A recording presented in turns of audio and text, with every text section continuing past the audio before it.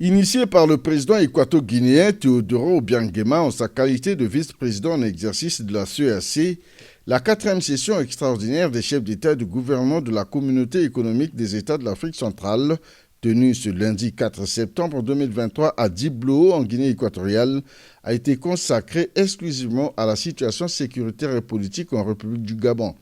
Ceci dans le cadre du Conseil de paix et de sécurité de l'Afrique centrale, COPAX en sigle, et à la désignation du président en exercice de la communauté. À l'ouverture des travaux, le représentant spécial du secrétaire général des Nations Unies pour l'Afrique centrale, Abdou Abari, a d'entrée de jeu condamné le coup d'État survenu au Gabon.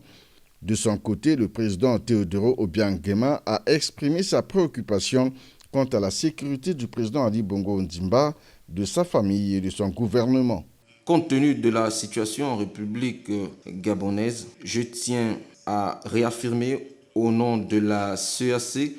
notre ferme condamnation et rejet de la prise de pouvoir par des méthodes antidémocratiques en violation de la Constitution de la République gabonaise en tant que pays membre, en plus d'être une désobéissance manifeste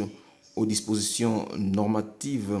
de la CEAC et de l'Union africaine. À cet effet, nous demandons aux forces armées gabonaises de garantir l'intégrité physique du président Ali Bongo Ondimba, de sa famille et des membres de son gouvernement, ainsi que les droits et libertés du peuple gabonais. Après les travaux à huis clos, les chefs d'État et de gouvernement de la CEAC ont unanimement désigné Teodoro Obiang-Nguema de la Guinée équatoriale comme président en exercice de la communauté. À ce titre, il devra travailler à rétablir la stabilité et l'unité au sein de l'espace communautaire afin de faire face aux défis actuels de l'Afrique centrale. Parmi les résolutions prises à l'issue de ce sommet, il y a la suspension avec effet immédiat de la participation de la République du Gabon à toutes les activités de la communauté jusqu'au retour de l'ordre constitutionnel dont les brefs délais ne dépassant pas un an.